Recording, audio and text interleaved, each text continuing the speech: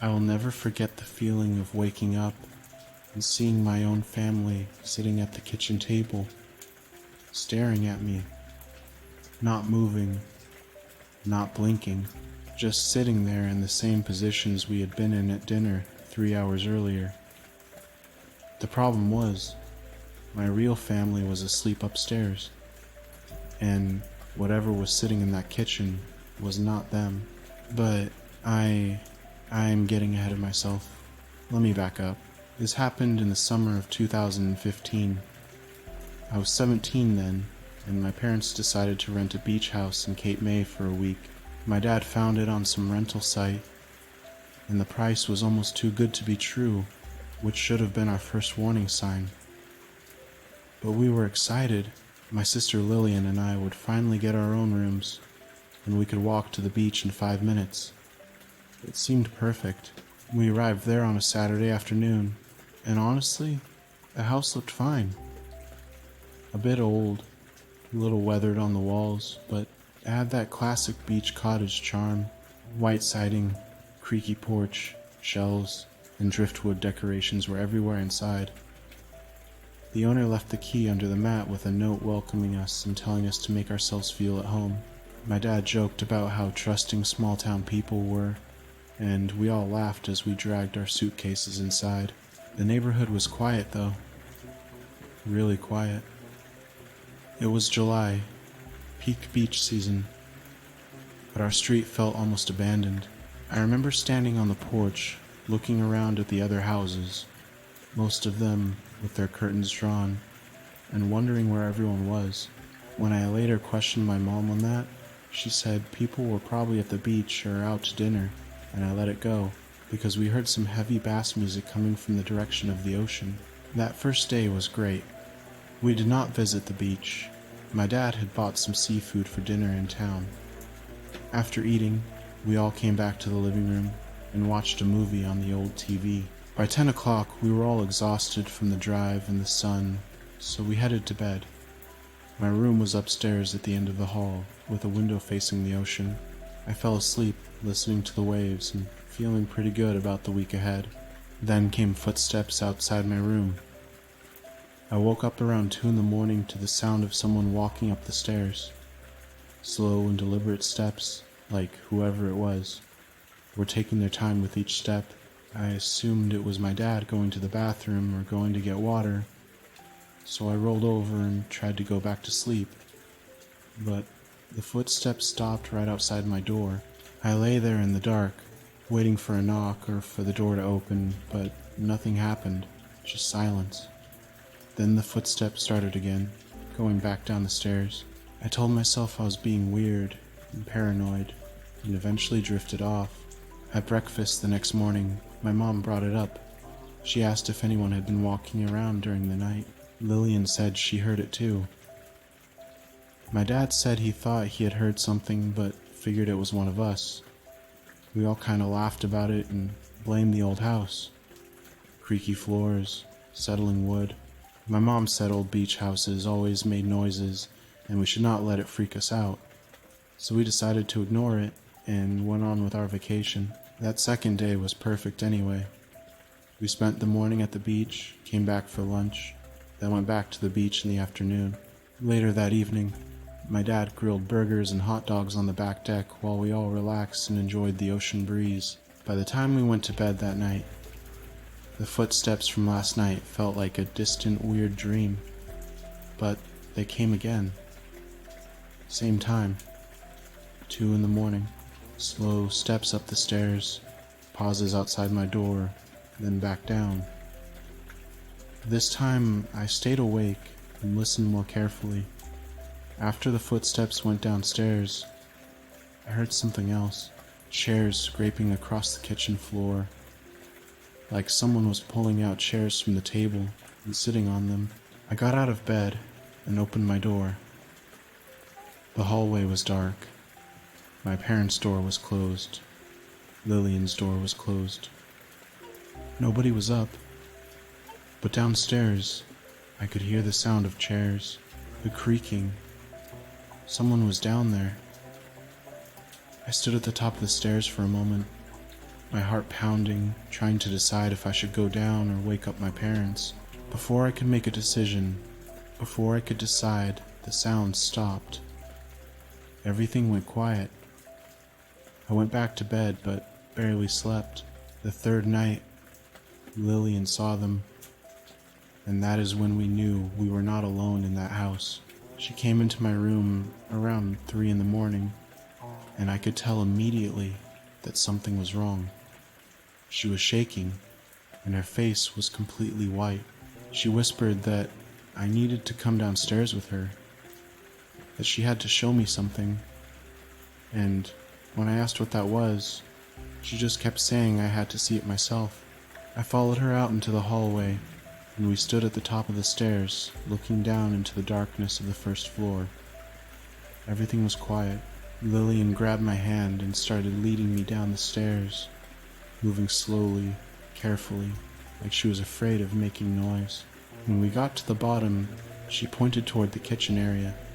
The lights were off, but there was enough moonlight coming through the windows that I could see the outline of the kitchen table, and I saw them, 4 figures, sitting at the table, completely still. I froze on the stairs, and Lillian whispered in my ear that she had gotten up to get water and saw them sitting there. She said she thought it was Mom and Dad and us, like maybe we were all sleepwalking or something, but when she turned on the hall light for just a second, she saw their faces. They looked like us, but wrong, like someone had tried to copy our family but got the details slightly off. I wanted to turn around and run back upstairs to wake up my parents and get out of the house, but I could not move. We just stood there watching these figures sit at our kitchen table in the same positions we had been in at dinner. My dad's spot at the head of the table, my mom to his right, Lillian and I across from each other. They were not moving at all, not talking, just sitting there. I do not know how long we stood on those stairs, maybe 5 minutes to 10 minutes or so, but eventually Lillian pulled my arm and we backed up slowly and went to our parents' room. My dad did not believe us at first. He thought we were pranking him or had a shared nightmare or something, but my mom saw the fear on our faces and knew we were serious.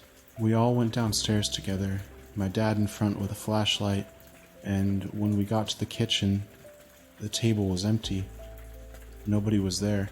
The chairs were all pushed in neatly like they had been when we went to bed. My dad checked every room on the first floor, looked in the closets, and checked the locks on all the doors and windows. Everything was secure.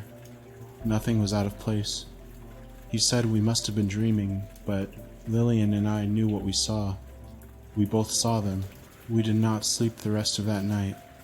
Lillian and I stayed in my room with the door locked, and we could hear our parents talking in low voices in their room down the hall. The next morning, my mom called the rental owner and said we needed to leave early, that there was a family emergency. The owner sounded confused, but said okay, that she would refund us for the unused days. We packed up our stuff as fast as we could, and were out of that house by noon. But the most creepy thing happened immediately after my dad drove us out of the driveway. We all saw them again, standing at the second floor window, the 4 figures.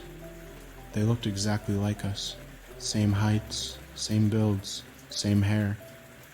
And they were waving at us. Slow, deliberate waves, like they were saying goodbye, or like they were mocking us. My mom screamed. My dad hit the gas. We did not look back. This happened in January of 2016. I was 22 at the time, and my 3 best friends from high school and I decided to rent a cabin in the mountains for a long weekend. We had all been away at different colleges and wanted to do something together over winter break. One of my friends, Tyler, found this place online that was pretty cheap because it was so remote. The listing said it was about a 1-hour drive from the nearest town, no neighbors for miles, and the perfect place to disconnect and relax. That last part turned out to be more literal than we expected. We drove up on a Friday afternoon in Tyler's SUV. The road to the cabin was this narrow dirt path that wound through dense woods. It had snowed a few days before, so there were still patches of ice everywhere. The trees were thick on both sides of the road, blocking out most of the sunlight even in the middle of the day. I remember Tyler joking that if we got stuck up here, nobody would find us until spring, and we all laughed about that. But looking back, that joke feels less funny now. When we finally got to the cabin, it looked exactly like the photos online. Small and rustic, with a wood-burning stove in the corner and big windows looking out at the forest. The cabin had dark wood walls inside, and a small kitchen area with old appliances. It was beautiful in that isolated, peaceful kind of way. The kind of place where you could really get away from everything. The first thing we noticed after unpacking was that there was absolutely no cell phone service. Not even one bar. Tyler checked the listing again and saw that it mentioned limited connectivity, but we figured we would be fine for a few days. We were here to disconnect anyway. There was a landline phone mounted on the kitchen wall. One of those old rotary dial ones with this circular number pad. And next to it was a CB radio sitting on a shelf. The owner had left a note saying the radio was for emergencies only, that it was connected to a ranger station about 20 miles away, and that we should only use it if we really needed help. We thought it was kind of cool, like we were really roughing it. Tyler immediately started messing with it, turning the dials and making static noises into the microphone. We told him to leave it alone, and he did. We spent the rest of that first day settling in, starting a fire in the wood stove, and cooking dinner. We made burgers on the stove and sat around talking about college and catching up on everything we had missed in each other's lives. We stayed up late that first night playing cards and drinking beer. Around midnight, we all went to bed. The cabin only had 2 bedrooms, so Tyler and I shared one, and our other 2 friends, Jake and Marcus, took the other. I fell asleep pretty quickly. I was exhausted from the drive and the cold mountain air. But sometime in the middle of the night, I woke up to a sound. It took me a second to place it, but then I realized it was the radio. It was turned on, and there was a voice coming through the static. At first, I thought Tyler had gotten up and turned it on as a prank on me. But when I looked over at his bed, he was sound asleep. I could hear him snoring softly, so I got up and walked out into the main room. There it was, the CB radio on the shelf. The little red light was on, glowing in the darkness. Static was crackling through the speaker, and then the voice came through again, clearer this time. It was a man's voice, calm and steady. He was giving a weather report. He said there was a severe blizzard warning in effect for the region.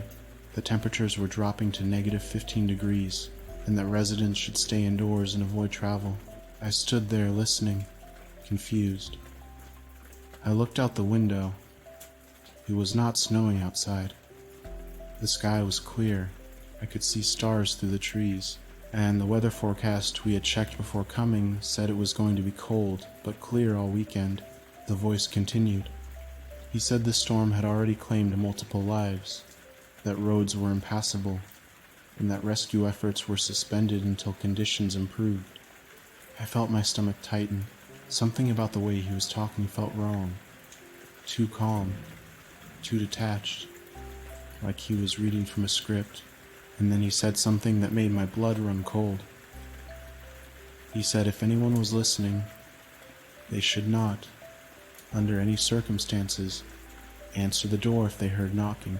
He said to stay inside, keep the doors locked, and wait for morning. Do not open the door, do not answer the door, no matter what you hear. And then the radio cut out, just like that, back to static. Then silence. I stood there in the dark, staring at the radio, my heart pounding in my chest. I walked over and turned it off. The cabin was silent again, just the sound of the wind outside and the crackling of the dying fire in the stove. I went back to bed, but I did not sleep much after that. I kept thinking about that voice and what he said about not answering the door, and I kept listening for the knocking. The next night, that was when the knocking came.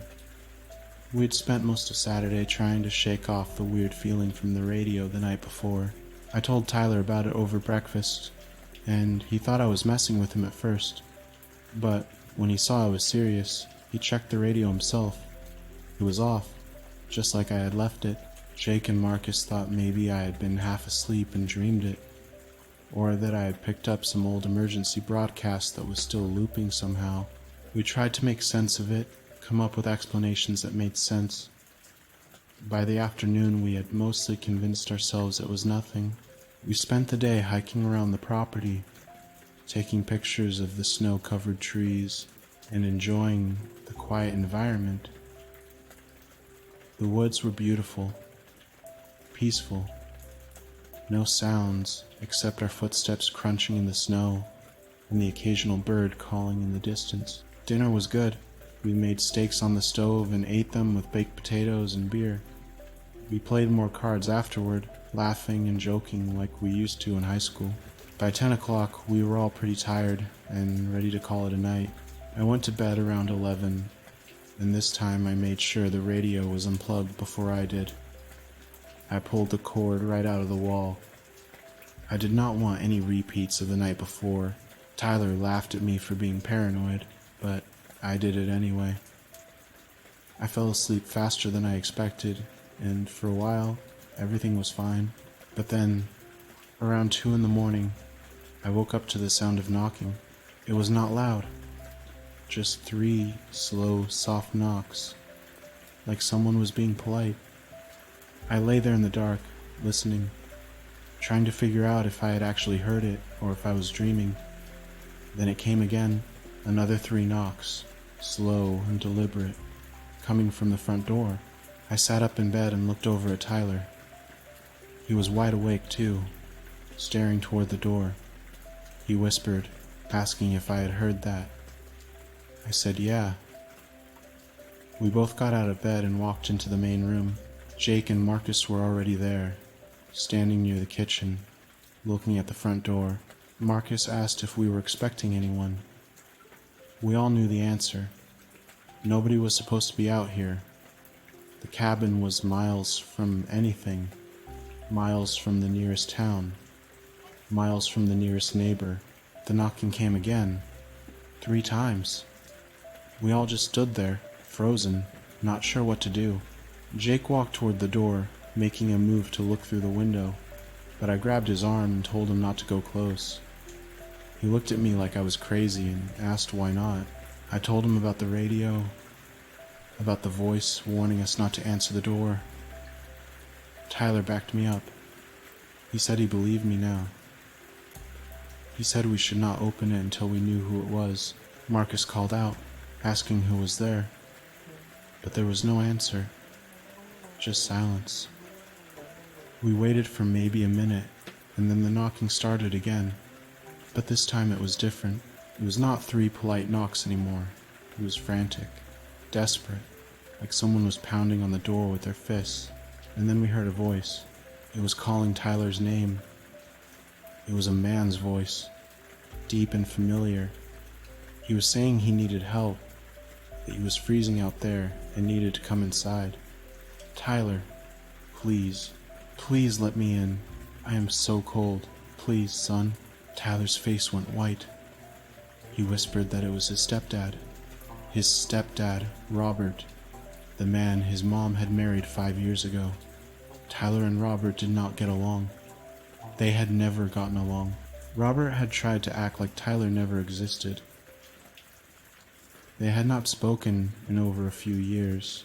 Tyler had made it clear he wanted nothing to do with him, but now that voice was outside our door, begging. And Tyler just stood there, frozen. I grabbed his arm and told him there was no way Robert would know he was here. We were 40 minutes from town in the middle of nowhere. Tyler had not told his family where we were going. He barely spoke to his mom anymore because of Robert. How would Robert know where to find us? It did not make any sense, but the voice kept calling, begging. The tone was getting more desperate. Please, Tyler, I know you were in there. Please let me in. I am freezing. I am sorry for everything. Please, just let me in. I do not want to die out here."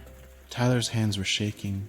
He looked torn, like part of him wanted to leave Robert out there, part of him that remembered every fight, every argument, every reason he had cut Robert out of his life.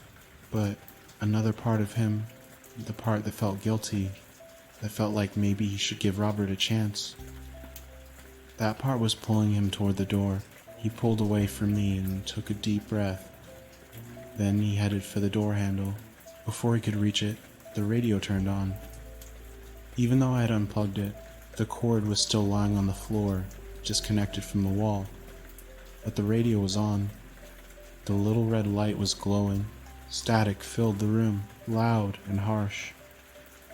And then that same calm voice came through.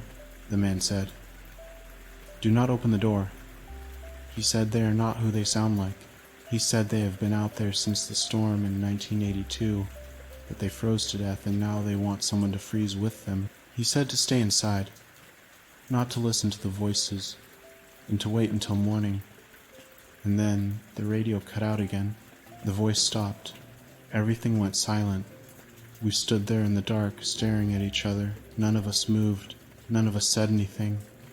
Tyler backed away from the door, his hands shaking. His face was pale. He looked like he was going to be sick. We pushed the couch in front of the door and stayed up the rest of the night. We sat together in the main room with the fire going. None of us said much. We were just waiting for morning to come.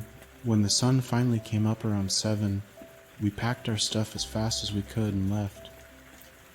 We did not even clean up, just grabbed our bags and got in the SUV. We did not talk much on the drive back. Tyler stared out the window the whole time, not saying a word. When we got to town, Tyler pulled into a gas station to fill up. While we were there, he checked his phone. He had missed calls and messages, dozens of them, all from his mom. He started reading them, and his face went white again. He looked at us and said Robert was dead, his stepdad. The man whose voice we had heard at the door had died in a car accident yesterday afternoon, around 3 p.m., while we were busy hiking.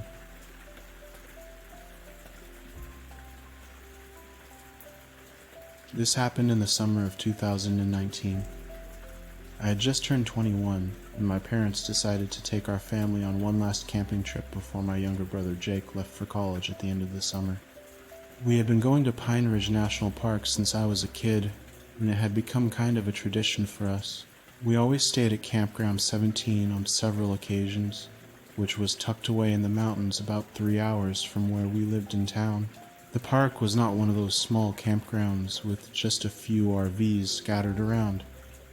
It was huge, maybe about 1,000 campgrounds total, scattered throughout the mountain range. Most of them were pretty spread out and surrounded by dense forest. We always loved how quiet and peaceful Campground 17 was. It has become our favorite spot, our place. Most summers, same campground, same traditions. We got there on a Friday evening in late July. The weather had been perfect on the drive up. Warm but not too hot, clear skies, that perfect summer feeling. My dad had called ahead weeks earlier to reserve Campground 17 like we always did. He was very particular about it. Always made sure we got our spot. But when we got to the check-in station, the woman working there told us Campground 17 was already booked for that weekend. My dad was frustrated when he heard that. He was sure he had reserved it early enough. He even showed her the confirmation email on his phone, but she apologized and said there must have been a mix-up with the reservation system. She said the only campground they had left was Campground 999. She also said they did not offer refunds, so if we wanted to camp that weekend, that was our only option. So my dad asked where Campground 999 was located. The woman hesitated before answering. There was a pause. A weird moment where she seemed like she knew we were not safe there.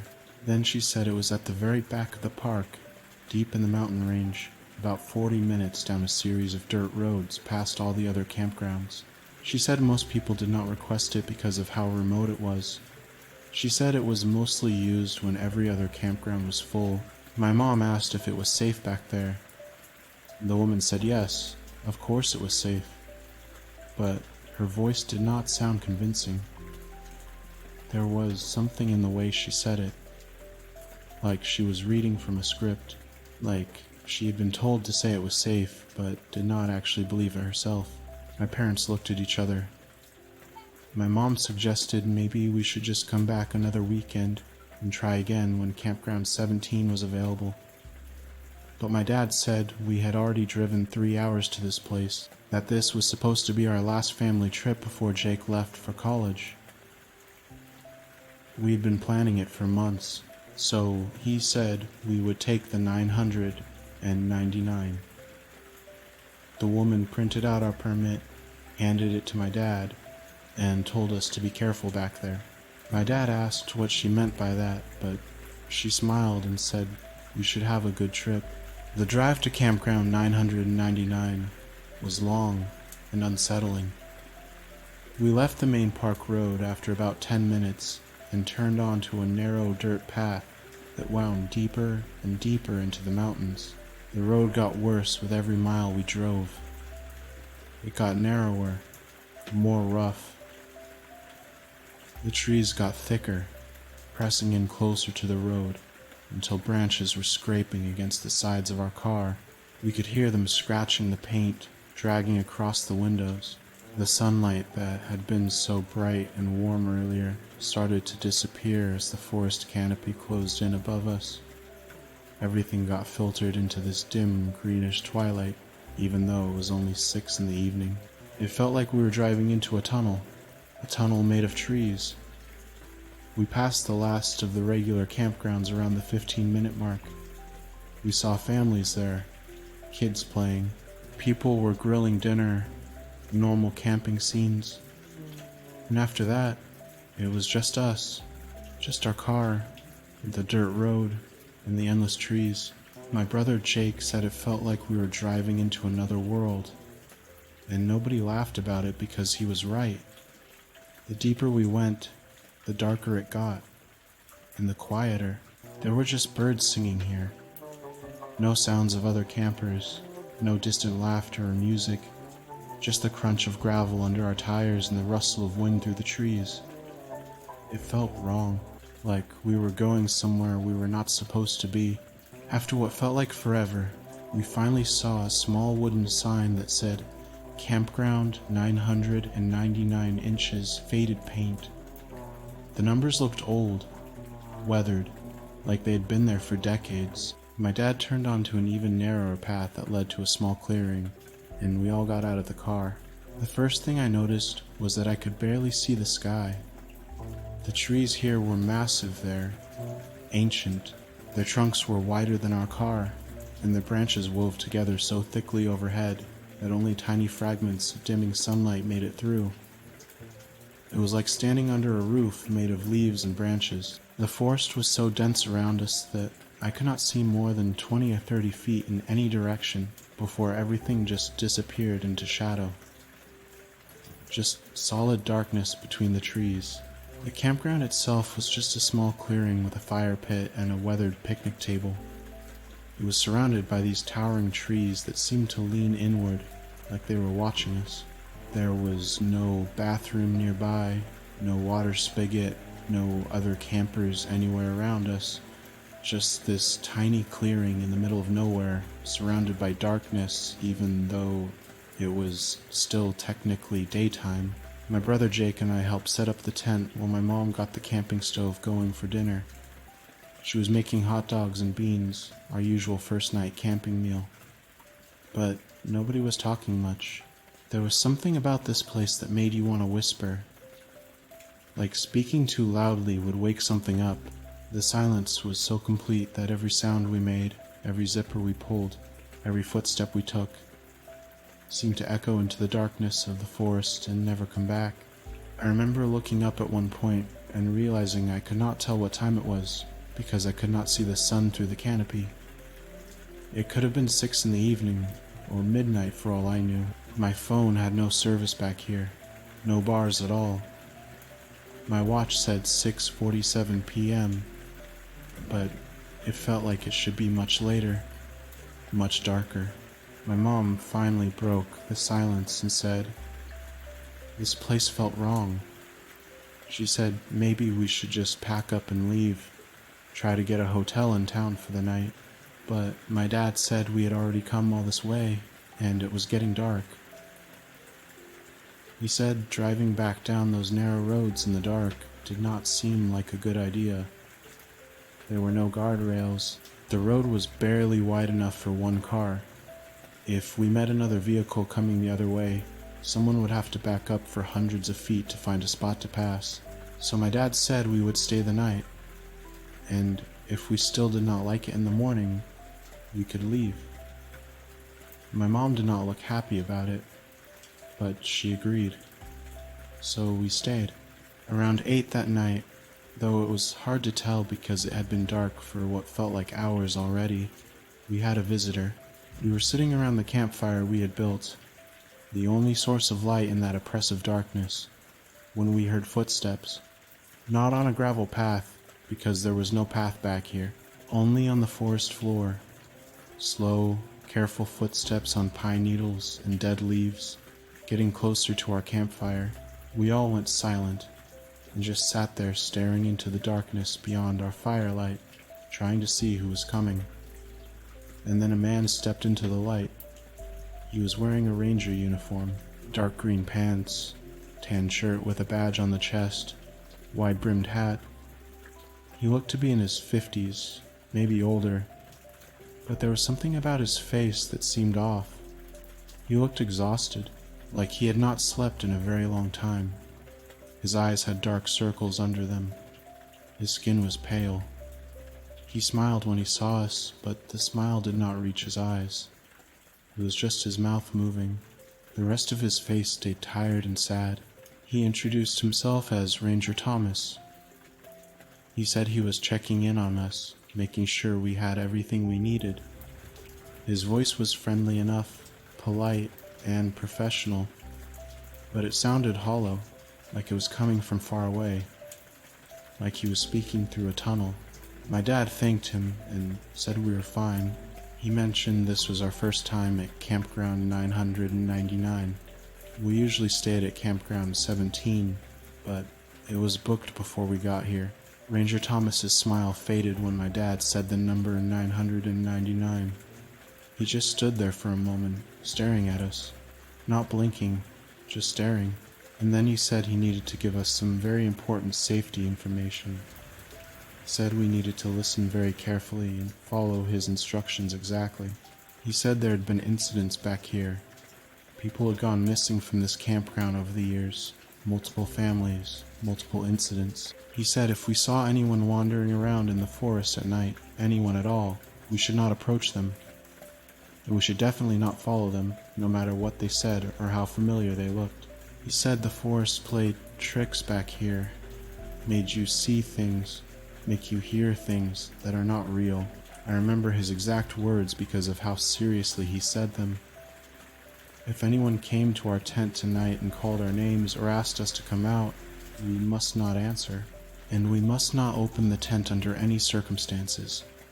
He said we should stay inside, keep the tent zipped, and do not look out, do not respond, no matter what we heard, no matter whose voice we thought we recognized.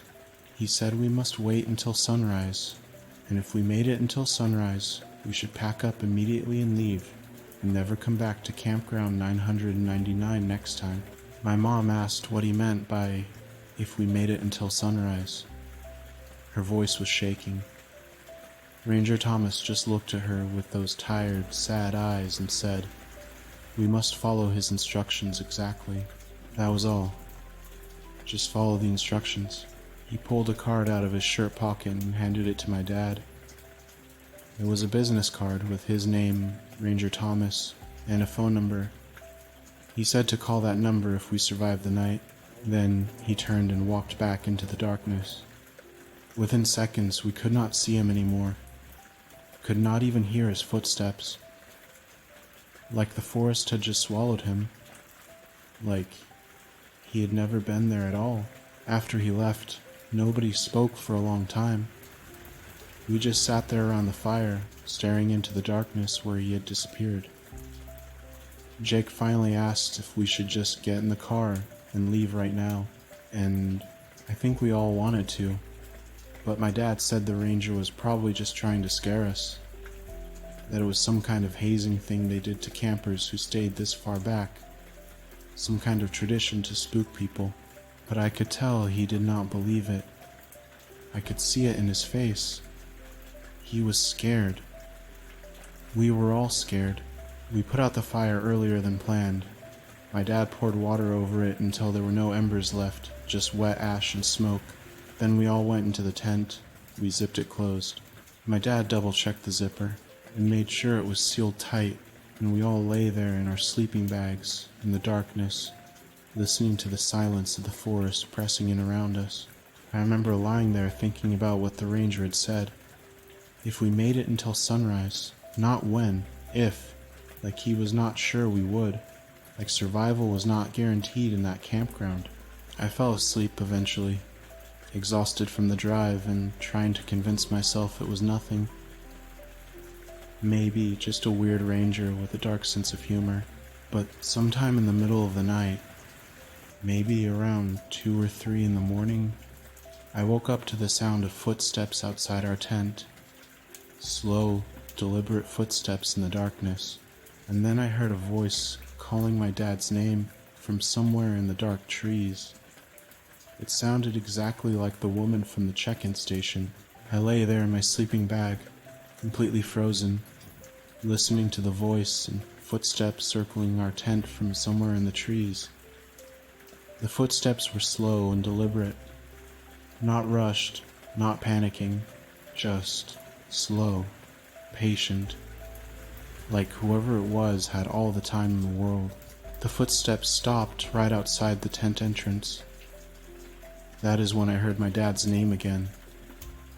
It was that woman's voice from the check-in station, soft and gentle. She was asking if he was awake. She said she needed to talk to my dad about something important. She said he should come outside for just a minute, just 1 minute. She needed to show him something about our reservation, so I looked over at where my dad was sleeping. He was deep asleep, breathing heavily. That deep, rhythmic breathing he always had when he was completely out, but my hand was reaching for the tent zipper before I even realized what I was doing, like something was pulling me toward it, like I was not in control of my own arm at that moment. Jake grabbed my wrist in the darkness and squeezed it hard. The pain snapped me back to reality. I pulled my hand away from the zipper and put it back in my sleeping bag. We lay there in complete silence, and the voice called again. This time it was calling Jake's name. It sounded exactly like our mom this time, down to the way she pronounced our names, a slight concern in her tone. That gentle, worried sound she made when she thought something was wrong. The voice said, "Please come out." She said she was worried about something and needed our help. She needed us to come look at something right now. It was urgent. It was important. Please, boys, please come out. If I had not been able to hear my real mom snoring softly on the other side of the tent, I would have believed it was her. The voice was perfect. Absolutely perfect. Every detail, every inflection. It was her voice. And then my dad's voice joined in. He said our names, Jake and my name. He told us to open the tent. He said everything was fine and we needed to come see something. He said he had found something amazing in the forest and we needed to see it right now, right this second. We could not miss it. But I could hear my real dad breathing heavily in his sleep right next to me. That same deep breathing. He was not awake. He was not outside. He was right here. The voices outside kept calling. Sometimes my mom, sometimes my dad, sometimes both at the same time, which should have been impossible. 2 voices speaking at once. overlapping, saying our names, asking us to come out, begging us to follow them. They said they had found something amazing in the forest, something beautiful, something we had to see. They said it was just a short walk, just right over here, just past these trees. Please, we should open the tent for them. Jake and I did not move. We barely breathed. We just lay there in the pitch darkness of that tent, deep in campground 999, where we could not even see the sky, following exactly what Ranger Thomas had told us. Do not answer. Do not open the tent. Wait until sunrise. The voices kept going for what felt like hours. Sometimes they were pleading, gentle, concerned, using soft voices, parent voices, saying, "Please, we love you. Just come out for a second." Sometimes they were angry, sharp, demanding, saying, "Get out here right now. Do what we tell you. Open this tent immediately." Sometimes they were crying, sobbing, saying, "Please help us. We are hurt. We need you. Please do not leave us out here alone." They cycled through every possible emotion, every possible tone, trying to find the one that would make us open that tent, trying to find our weakness. At one point, the thing outside started scratching at the tent fabric, slowly dragging what sounded like fingernails across the nylon. Long, slow scratches, starting at the top of the tent and dragging all the way down to the ground. Over and over. Scratch, scratch, scratch. The sound was horrible, like nails on a chalkboard, but worse. So much worse. I had to bite my lip to keep myself from screaming. I could taste blood in my mouth. Jake was shaking next to me. I could feel the way he looked, freaked out, and then, as suddenly as it started, everything stopped. The footsteps, the voices, the scratching, everything went silent. Complete silence.